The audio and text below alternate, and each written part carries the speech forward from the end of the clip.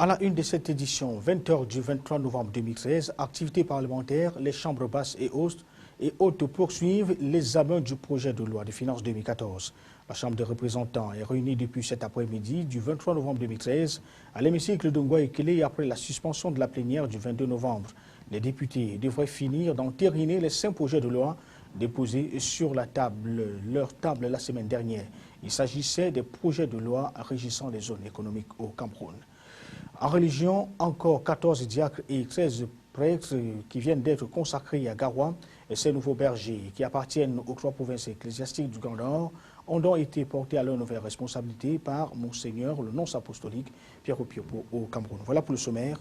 Merci de rester sur CamNews 24. Bonsoir à tous. On l'a donc dit en ouverture de cette édition d'information, cette activité parlementaire avec les chambres basses et hautes qui poursuivent l'examen du projet de loi des finances 2014. La Chambre des représentants est réunie depuis cet après-midi du 23 novembre 2013 à l'hémicycle de Ngoïkele après la plénière suspendue du 22 novembre 2013. Les députés devraient finir d'entériner les 5 projets de loi déposés sur leur table la semaine dernière. Il s'agissait, entre autres, des projets de loi régissant les zones économiques au Cameroun. Il faut dire, parlant justement du projet de loi qui régit les zones économiques au Cameroun, c'est la Commission des affaires économiques, de la programmation et de l'aménagement du territoire qui a donc eu à examiner ce projet de loi et qui a d'ailleurs été défendu par le ministre en charge du domaine au Cameroun, lequel a expliqué les raisons pour lesquelles le texte doit être inséré dans l'arsenal juridique.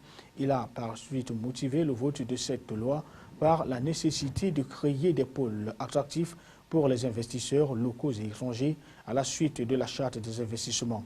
Les 2 derniers textes relatifs aux finances publiques nationales portent respectivement sur la ratification des ordonnances du 5 novembre 2013 portant prorogation des délais d'engagement et d'ordonnancement des dépenses d'investissement public ainsi que la période complémentaire au titre de l'exercice 2013 et du 6 novembre 2013 modifiant et complétant en partie la loi des finances de l'an dernier. Restons pour parler encore de cette actualité qui a trait aux législatives municipales du 30 septembre 2013 dernier. On en reparle dans cette édition d'information puisque le Conseil des imams et dignitaires musulmans du Cameroun a rendu un hommage aux acteurs de ce processus électoral. C'était au cours d'une conférence de presse cet après-midi du 23 novembre 2013 à Yaoundé. Le docteur Moussa Oumarou et son organisme sont venus exprimer toute leur gratitude et satisfaction aux acteurs de ce processus, tout en implorant la bénédiction du Très-Haut sur le Cameroun, qui est donc engagé sur la bonne voie, la voie de l'émergence. Les détails avec Sadou Mamoudou et Donald Anozoa pour le récit. Puisse Allah bénir les élus à qui le peuple a confié sa souveraineté.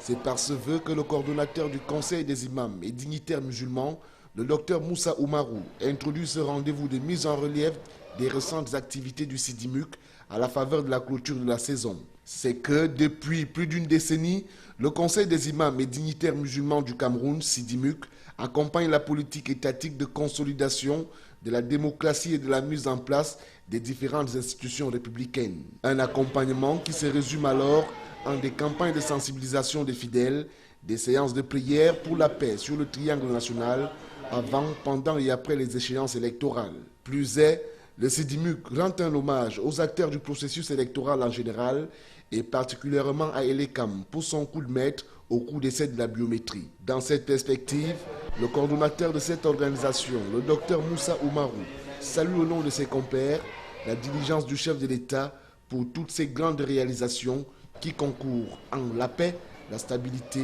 le bien-être et la cohésion sociale. Le docteur Moussa, dont l'organisme clôturait ses activités, est revenu sur le bien fondé même de cette rencontre, tout en déclinant les grands axes des activités qui meublent la semaine du SIDIMUC. Il s'exprime au micro de CamNews 24. Message important, les sacerdotés du pape François et du secrétaire d'État américain. C'est des messages qui sont adressés à la communauté musulmane. Nous ne pouvons pas garder, nous devons communiquer. Donc on s'est dit qu'on profite de rendre grâce à Dieu parce que les élections se sont déroulées, comme vous le savez, dans la paix, dans la sérénité. Et puis en même temps, communiquer ces deux messages à la communauté musulmane. Parlons cette fois de la société avec l'Agence du service civique national de participation et de développement et les scouts du Cameroun qui sont désormais liés. Les deux institutions ont paraphé un accord de collaboration cette semaine à Yaoundé. Entre autres clauses de cette plateforme de collaboration, il y a le réarmement moral des Camerounais, la mobilisation de l'énergie pour répondre aux impératifs de développement économique. Pour plus de précisions, retrouvons Alexis Claude Amougou, Sadou Mamoudou et Riticheux pour le récit. Par cet acte, l'Agence du service civique national de participation au développement et les scouts du Cameroun s'engagent mutuellement à enrichir les modules de formation des volontaires et autres appelés à renforcer les aptitudes civiques et la morale de la jeunesse, facteur clé du développement de la nation. Cette plateforme de collaboration qui consacre la loi du 2 juin 1976 relative à la libre association consolide les prérogatives des scouts, notamment celles de la formation et de l'éducation pratique des jeunes, et l'esprit civique, la culture de la paix. L'argent étant la clé, le financement de cette collaboration vient de l'Agence du service civique, des scouts entre autres. Cette signature est la troisième du genre après la campagne d'il y a quelques mois et le partenariat avec le ministère de l'Emploi et de la Formation professionnelle, le ministère de l'Agriculture et du Développement rural entre autres. Pour besoin de mémoire, les scouts sont nés en 1976 et comptent à ce jour 28 000 jeunes répartis dans 216 pays, dont le Cameroun. En marge de cette cérémonie, l'Agence de service civique national de participation au développement par le biais de son directeur a procédé à l'accueil des responsables récemment nommés à l'agence. Parlons cette fois du développement local avec les maires nouvellement élus du Nord qui sont dans le moule du PNDP. Les 21 chefs des exécutifs communaux de la région ont été imprégnés du système d'assistance à la gouvernance locale impulsé depuis 2004 par le Programme national de développement participatif. Et c'était à l'occasion d'un atelier organisé cette semaine à Garoua sous la présidence du gouverneur Otto Saint-Joseph. La coordonnatrice nationale Marie-Madeleine Ga a saisi l'opportunité pour saluer le dynamisme et qui a donc caractérisé certains maires au cours de la deuxième phase de la mise en œuvre du PNDP qui s'achève dans quelques jours. Amadou Bello et Serge Tetka pour les détails. 11 maires sur les 21 que compte cette région accédant pour la première fois aux fonctions de magistrat municipal pour organiser un atelier d'imprégnation sur les activités du PNDP et son mode de fonctionnement. Au chevet des national de développement participatif, l'un des cadres opérationnels de la mise en œuvre de la stratégie de réduction de la pauvreté a depuis lors fait des communes le centre de gravité des actions à mener pour l'atteinte des objectifs inscrits dans le DSCE, document stratégique pour la croissance et l'emploi. Cet atelier vise un objectif unique, celui d'initier les nouveaux maires à la démarche PNDP. C'est un moment d'accord sur les principes, sur les procédures, sur les valeurs du PNDP, de manière effectivement qu'au sortir de cet atelier, nous ayons avec nous des maires dans la région du Nord, notamment les nouveaux élus, je veux dire ceux qui sont nouvellement élus, bien au fait des principes et des procédures d'intervention du programme dans les communes. Le Nord, qui faisait déjà partie des 6 premières régions pilotes de mise en œuvre du programme, a bénéficié à ce jour des allocations à hauteur de 5,5 milliards de francs CFA pour la construction des ouvrages, l'équipement des communes en matériel informatique et matériel roulant et le renforcement des capacités des collectivités territoriales en ressources humaines. Aujourd'hui, nous avons acquis de nouvelles connaissances et cela va nous permettre, n'est-ce pas, de bien travailler, de savoir piloter notre bateau, notre commune, parce que ces connaissances, vous savez, les connaissances, il faut toujours les acquérir pour bien travailler.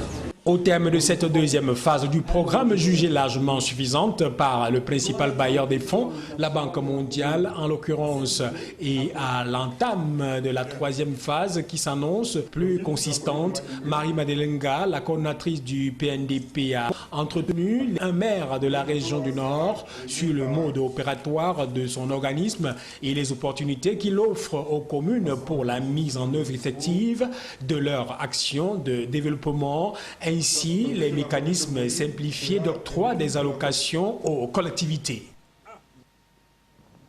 À Bafoussam, dans la région de l'Ouest Cameroun, l'actualité est marquée par la sortie d'école du personnel soignant. La cérémonie de remise des parchemins a eu lieu ce 22 novembre 2013 et c'était au cours d'une cérémonie que présidait le gouverneur de la région de l'Ouest en présence de bien d'autres autorités qui attendent d'ailleurs de voir les promus au chevet des patients qui se trouvent au sein même de cette population venus les acclamer. Les détails, Médan Gosso, Pienguiague. Ils ont officiellement repris le chemin des classes ce vendredi 22 novembre 2013. Des élèves aides-soignants et infirmiers diplômés d'État admis dans les 12 structures de formation que compte la région de l'Ouest. La cérémonie solennelle organisée à cet effet dans la salle de conférence de l'hôpital régional de Bafoussam a connu une forte présence d'élèves et d'encadreurs. Le représentant des élèves, avant de s'engager au nom de tous ses camarades à être des apprenants exemplaires, a émis le vœu de recevoir une formation qualitative et un bon encadrement de la part de leurs enseignants. Le représentant des directeurs de ces écoles de formation a promis de tout mettre en œuvre pour avoir à la fin de cette année académique un personnel de santé prêt à l'emploi. Le respect des exigences académiques dans les écoles de formation du personnel médico-sanitaire, facteur déterminant pour une formation de qualité. Le thème retenu pour cette nouvelle année a fait office de titre de la leçon inaugurale présentée par le docteur Maché Pentoué Patrice, délégué régional de la santé publique pour la région de l'Ouest. Il s'agira alors d'échanger sur cette question qui s'est voulue davantage pédagogique pour trouver les voies d'une harmonisation du processus de formation des personnels médico-sanitaires dans la région de l'Ouest. Une qualité d'enseignement qui aura pour corollaire un personnel médical de qualité pour le bien-être de la santé publique au Cameroun.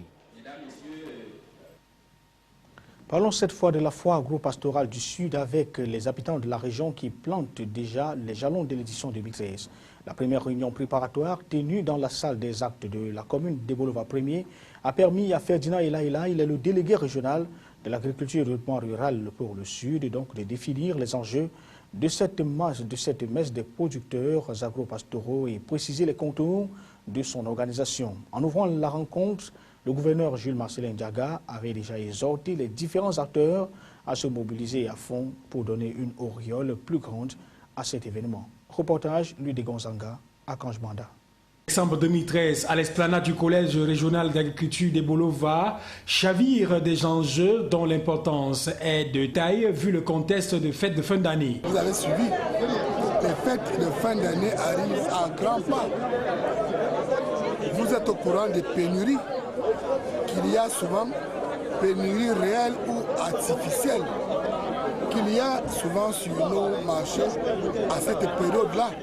Organe de promotion et de compétition, cette foire va réunir les producteurs des filières agricoles, animales, halieutiques, artisanales et de transformation dans plus de 400 stands gratuits mis à leur disposition. Belle occasion pour eux d'exprimer leur savoir-faire dans un esprit de saine émulation. Il faut relancer ce que nous appelons l'agriculture familiale, pour que cette agriculture avance, parce que c'est elle qui a toujours développé notre pays. Cette plateforme du donner et du recevoir permettra ainsi aux GIC, unions de GIC, coopératives et communes de changer leur expérience et leurs adresses dans la perspective d'un meilleur essor agropastoral dans la région du Sud. Pour sa réussite, ce forum va mobiliser un budget de 4 millions de francs CFA que devront soutenir l'État, les communes et les élites. D'où l'appel lancé à ces différents acteurs par le gouverneur de se souder les coudes pour le succès de ce show du monde rural. En religion, et c'était d'ailleurs l'un des titres à l'ouverture de cette édition d'information, il y a encore 14 diacres et 13 prêtres qui viennent d'être consacrés à Garoua. Et ces nouveaux bergers qui appartiennent aux 3 provinces ecclésiastiques du Grand Nord, à savoir l'archidiocèse de Maroua Mokolo, de Garoua et le diocèse de Ngaoundéré, ont été portés à leur nouvelle responsabilité. C'était au cours d'une cérémonie qui avait pris ses quartiers à la grande cathédrale du chef-lieu de la région du Nord. La cérémonie, il faut le rappeler, était présidée par Monseigneur Pierrot Piepo. Il est le nonce apostolique au Cameroun. Et c'était en présence de nombreuses autorités de la région, amenées par le gouverneur Otto Guisson Joseph. Le film de cette ordination ou alors consécration, c'est avec Giscard Amanbonnier et Apollinaire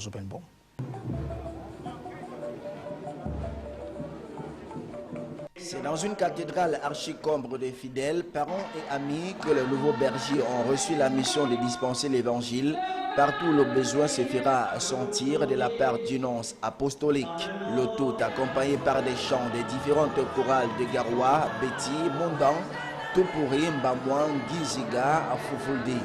Bien avant l'homélie du nonce, les nouveaux bergers de Dieu ont suivi les enseignements tirés des deuxième livre de Samuel au chapitre 5, versets 1 à 3, Colossiens 1, 12, 20, et dans l'évangile de Saint-Luc, chapitre 23, versets 35 à 43, où les chefs ricanaient de Jésus-Christ crucifié en lui disant « Tu as sauvé d'autres, sauve-toi toi-même si tu es le Messie de Dieu ».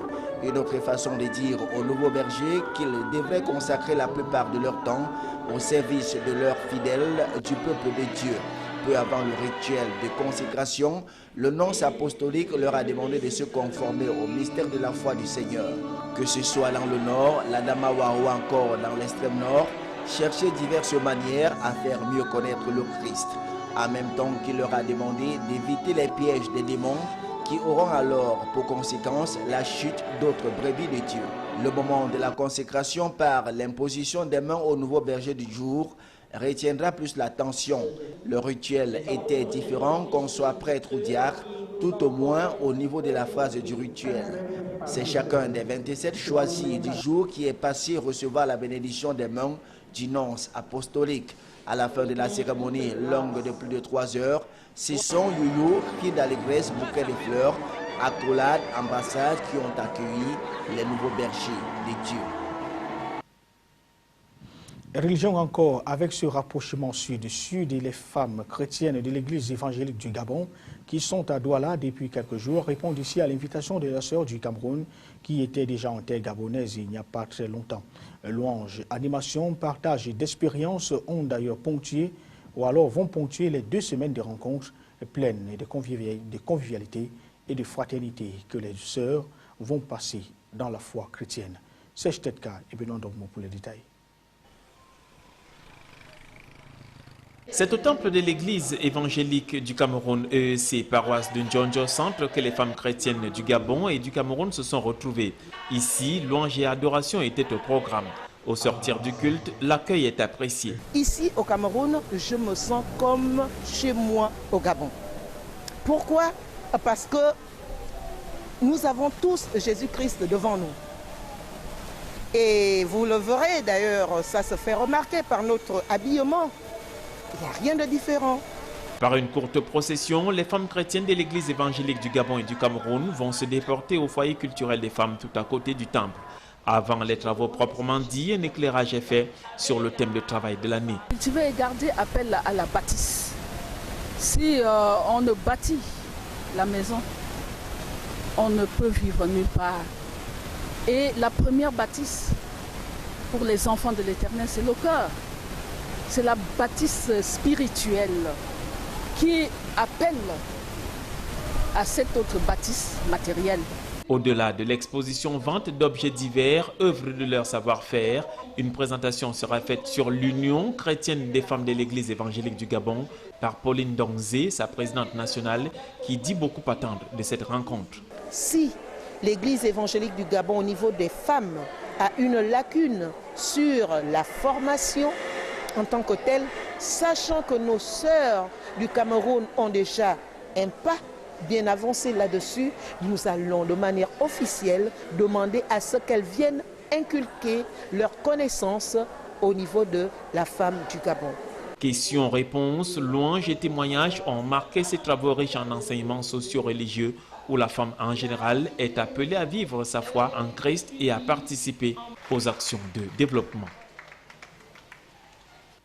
À l'étranger, dans cette édition d'information, on est dans le social avec les salariés dans la rue en Bretagne. Les syndicats, eux, se démarquent par des bonnets rouges. Et puis, enquête sur le tireur parisien présumé Abdelhakim Dekar, mis en examen et écroué pour tentative d'assassinat. Le résumé de l'actualité internationale avec la rédaction de C24. Les entreprises bretonnes au bord du gouffre, Lorient, Rennes ou Saint-Drieu, où plusieurs milliers de salariés sont descendus dans la rue afin de réclamer les mesures sociales au sujet du pacte d'avenir introduit par l'État. Les syndicats ont pris le pas devant les bonnets rouges, farouchement opposés à l'écotaxe. Écroué pour tentative d'assassinat, Abdel Hakim Dekar refuse toujours de coopérer avec les enquêteurs de la brigade criminelle. Le tireur de Libération, d'FM TV et de la Défense est détenu en région parisienne. Son dossier continue d'être épluché pour connaître ses véritables motivations. L'impasse persiste sur les négociations sur le nucléaire iranien, principale pierre d'achoppement. Téhéran maintient son programme d'enrichissement d'uranium. Malgré les tractations en coulisses, aucun résultat ne pointe à l'horizon. L'austérité toujours très mal appréciée à Barcelone où la population est dans la rue. La politique de droite de Mariano Rajoy est très critiquée, surtout le système bancaire dont le malaise a conduit l'Espagne dans la crise en 2008. Georges Lautner, le père des tontons flingueurs, a tiré sa révérence à 87 ans, moins d'une semaine avant le 50e anniversaire de son film devenu historique avec le célèbre dialogue de Michel Audiard. 60 ans de carrière et environ 40 films à son actif. Son départ est une grosse perte pour le 7e art français qu'il laisse orphelin. Bien, c'était tout pour le paquet du samedi 23 novembre 2013. L'information est en continu sur Camousin 4. Bonsoir.